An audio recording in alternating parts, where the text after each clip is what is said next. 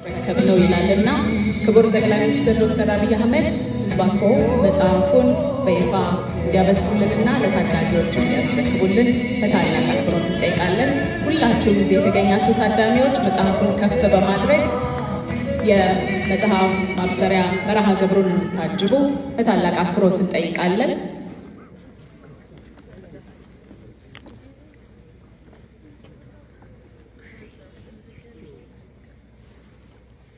ሁላችሁም በመድረኩ የተገኛችሁ የክብር እንግዶቻችን መጽሐፍቱን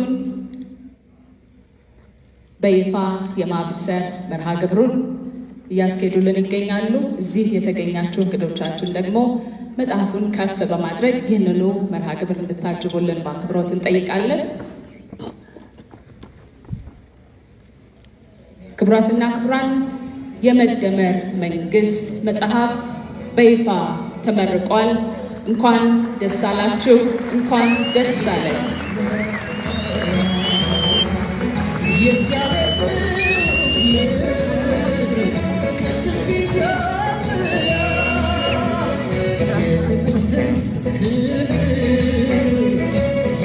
የክብር እንግዶቻችንን ሁሉንም በታላቅ አክብሮት ወደ መቀመጫቸው እንዲመለሱ እየጠየቅን ክቡር ጠቅላይ ሚኒስትር ዶክተር አብይ አህመድ ዕለቱን አስመልክቶ መልእክታቸውን እንዲያስተላልፉልን በታላቅ አክብሮት እንጋብዛለን። የክብር እንግዶችን እባካችሁ እናንተ በአክብሮት ተቀበሉልን።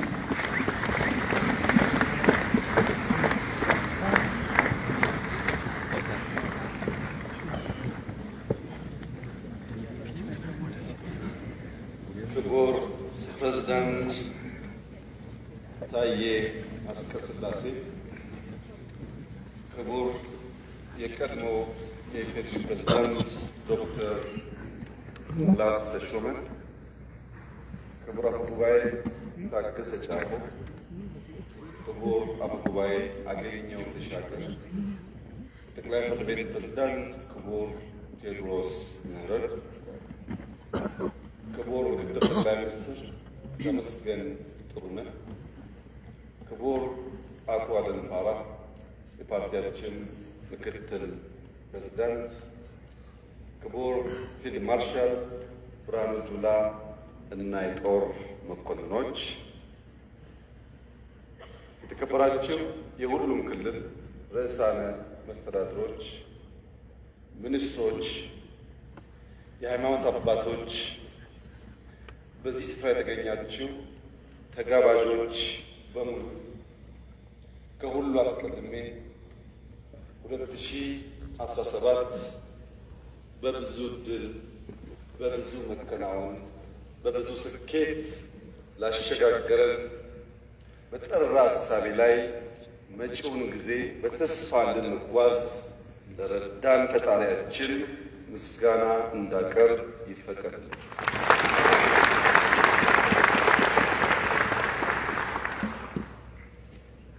በብዙ የተረዳን፣ በብዙ የታገዝን፣ ብዙ መከናወን ያየን ሰዎች ከስኬት በኋላ በምስጋና የሚገባውን ለፈጣሪ መስጠት እጅግ አስፈላጊ ልምምድ ስለሆነ እንደኔ ያለ እድለኛ ሰው ደጋግሞ ፈጣሪውን ሲያመሰግን እናንተም ብትተባበሩት አይከፋም።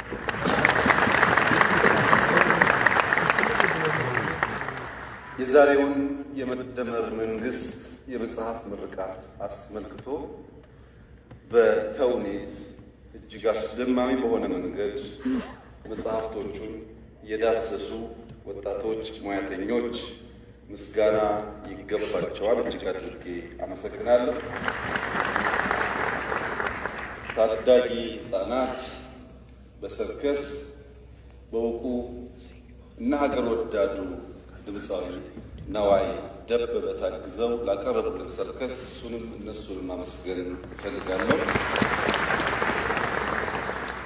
ዶክተር እዝራንም እንደዚሁ ማመስገን እፈልጋለሁ። ዶክተር ፍጹም፣ ዶክተር ዮሴፍ፣ አቶ ጌታቸው አቶ ዘሪሁን እንዲሁም ዶክተር ዳኛቸው እጅግ አስደማሚ በሆነ መንገድ ስለ መጽሐፉ ያላቸውን ምልከታ በግልጽ ቋንቋ እና እጅግ አስተማሪ በሆነ መንገድ ማቅረብ ስለቻሉ በግሌ እጅግ የተደመምኩ መሆኔን እየገለጽኩ እነሱን ማመስገን እፈልጋለሁ።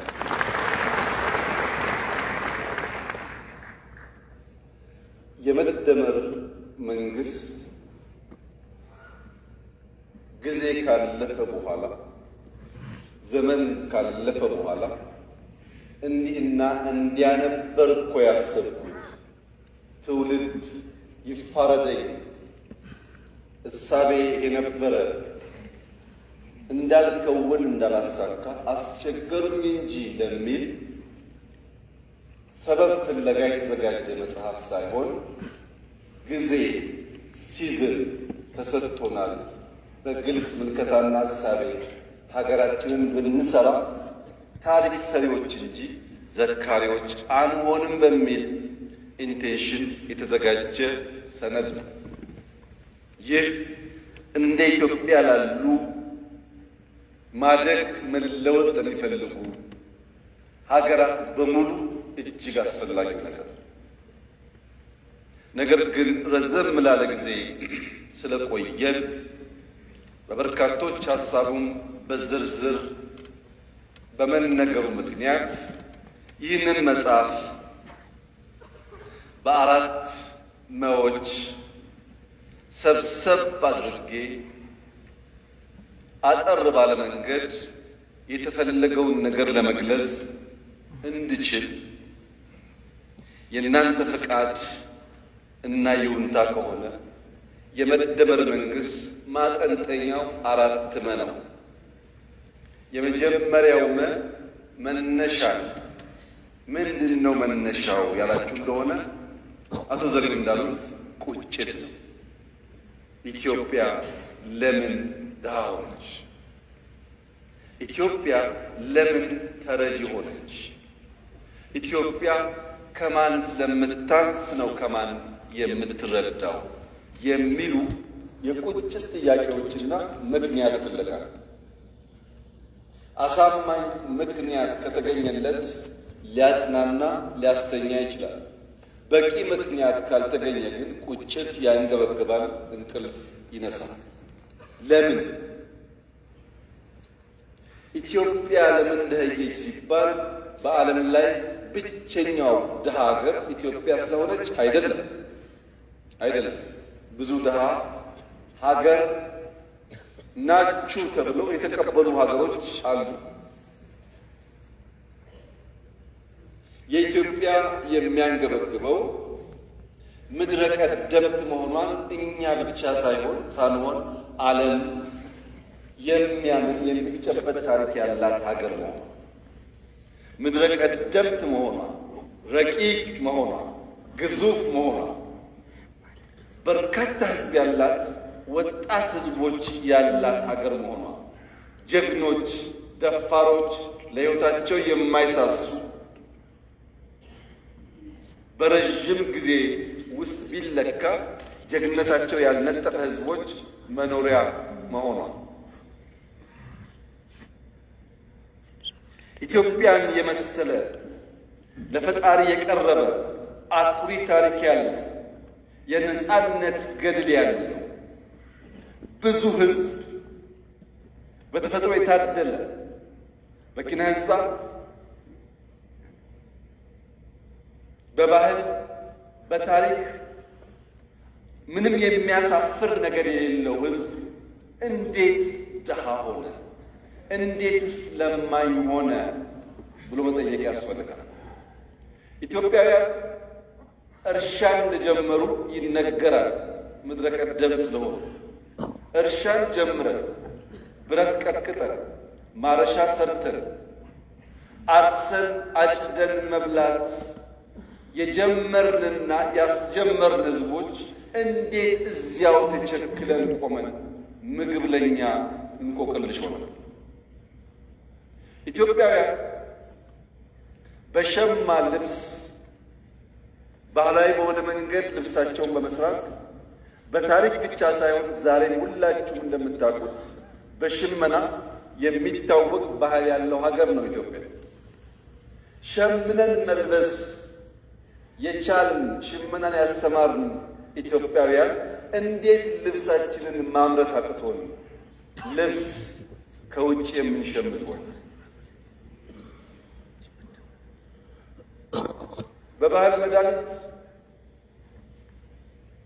በሁላችሁም ቤት ጓዳ እንደሚታወቀው ለብዙ ችግሮች መድኃኒት ቅጠል በበጠስ መቀመም መፈወስ የሚችል ታሪክና ባህል ያላት ኢትዮጵያ እንዴት መድኃኒት ማምረት ተሳናት? ምንም እንጥፍጣፊ እርሾ ባይኖር ብንደኸይ ባልገረመ ነበር። ግን ልምዱ ታሪኩ አስቻይ ሁኔታ እያለ እንዴት ደሃው በዓለም ላይ ከፍተኛ የወርቅ ሪዘርቭ ያከማቹ ሀገራት ወርቅ በማምረት አይታወቁም። እነሱ ከኛ ጥቂቱን ወርቅ ገዝተው ሼልፍ ላይ ማስቀመጥ ሀብታም ተባሉ። እኛ የበዛውን ወርቅ በከርሰ ምድር በማስቀመጥ ድሃ ተባሉ። እኛ ጋር ያለው ወርቅ እነሱ ጋር ካለው ወርቅ ይበልጣል። ያስቀመጥንበት ቦታ ብቻ ነው የሚለያየው። ያ ያስቀመጥንበት ቦታ ድሃ የሚያስብል ከሆነ የቦታ ለውጥ ለማምጣት ኢማጂኔሽን ፓወር ያስፈልጋል ማለት ነው። የተሰጠንን ደህንነት መቀበል ብቻ ሳይሆን የቦታ ለውጥ አድርጎ መስተካከል ያስፈልጋል እና አንደኛው ወደ ኋላ የሚያስጉዘው ቁጭት፣ ሁለተኛው ቅናት፣ የመንፈስ ቅናት። ሌሎች እንዴት ዘመኑ? እንትና ወርቅ የላቸው፣ የሚታረስ መሬት የላቸው፣ ከኛ የላቀ ፖፑሌሽን የላቸው። ከኛ በምን ልቀው እነሱ ዘመኑ፣ እኛስ በምን አንሰን ደህይተን ቀረን የሚል ቅናት። ለዚህ መነሾ የኋልዮሽ የመደመር መንግስት ሲጓዝ ስብራቱ የት ገጠመን? የት ጋ ነው ያለፉን? የት ጋ ነው ስናንቀላፋ እነሱ የቀደሙን እኛ የቀረነው ብሎ የታለፍንበትን ዘመናት ወደ ኋላ ለመፈተሽ ይሞክራል።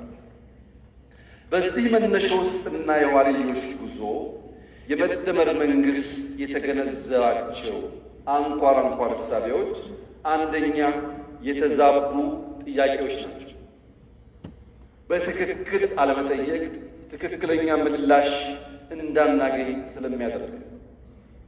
ሁለተኛ ለተዛባው ጥያቄ አፍራሽ የለውጥ ሂደት መከተላቸው። ጥያቄያችን ስሁት ነው፣ ለዚያ የምንሰጠው ምላሽ ደግሞ አፍራሽ ነው። የኛ ብቃት የኛ የለውጥ አራማጅነት የሚለካው ትናንትናን በመናድ ትናንትናን በማፍረስ እንጂ የጎደለ ሞልተን የላቀ የተሻለ አሸጋግሮ በመስጠት አልነበረም። የመደመር መንግስት ያልተሄደበትን መንገድ መጓዝ ይመርጣል። ይህን ለማሳየት መነሻውን ለመገንዘብ ህዳሴና ሱዳን በቂ አስተማሪ ምሳሌ መሆን ይችላል። ሱዳን እኛ ስንለወጥ ሰላማዊ ሀገር ነበር።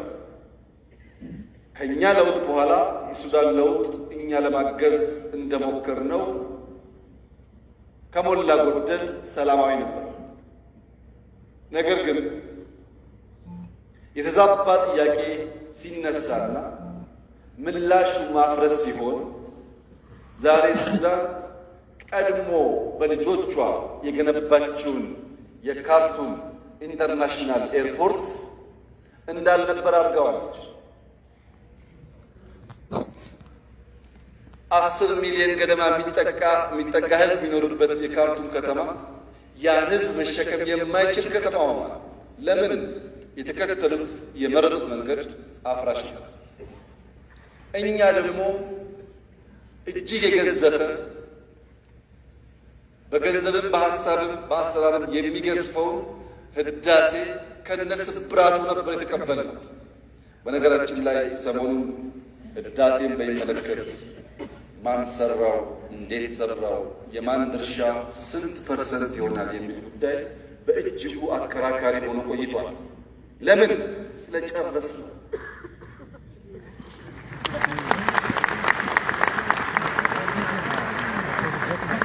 ያለቀ ነገር ፍሬ ባለቤቱ ስለሚበዛ እንጂ አሳብን ብንተወው ኖሮ አይነንትና አበላሹት ይባላል እንጂ አንድም ሰው አይጠጋጋም ነበር።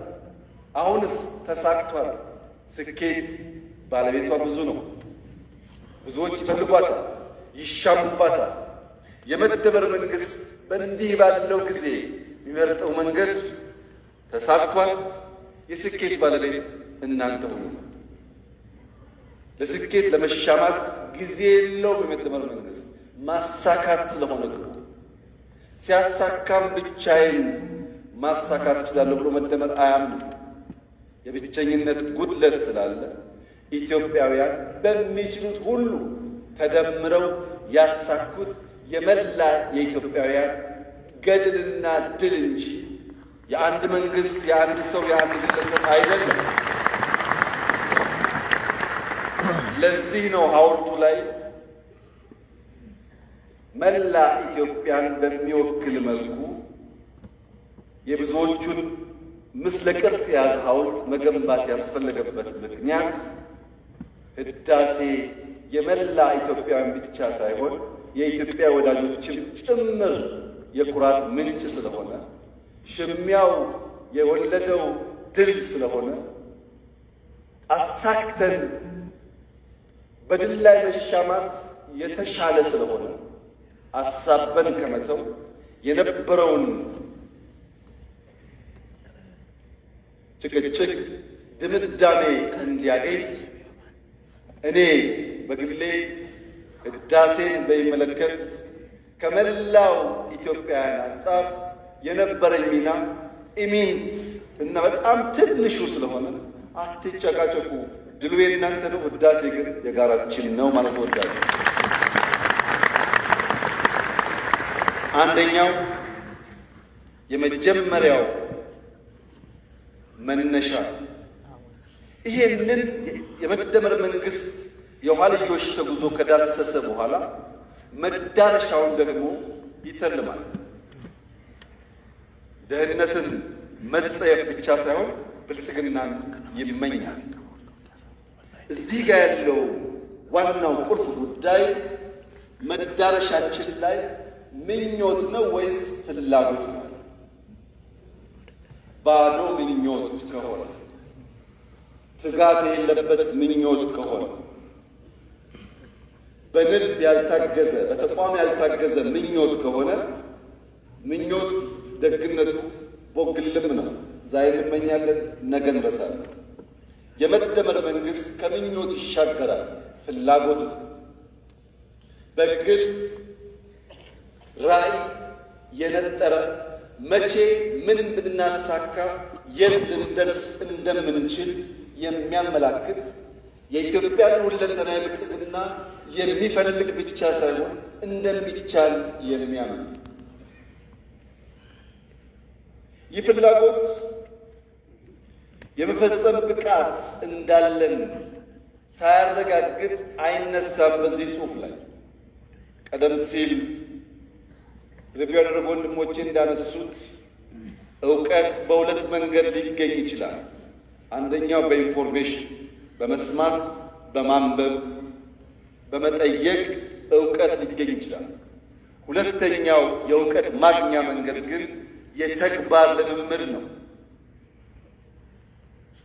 የዚህ መጽሐፍ ውጤት ከሰማነው ካነበብነው ብቻ ሳይሆን በተግባር ስንሞክር ካየነው ውጣ ውረድን ጭምር ስለሆነ ብዙዎች የሚማሩበት የሚያሳድጉት የበለጸገች ኢትዮጵያ ለማየት የሚተጉበት እንደሚሆን ጥርጥር የለውም። የመፈጸም ብቃታችንን በብዙ መንገድ አይተናል። የኛ መሻት የምትመስል ሀገር ሳይሆን የምትመሰል ሀገር መፍጠር ነው።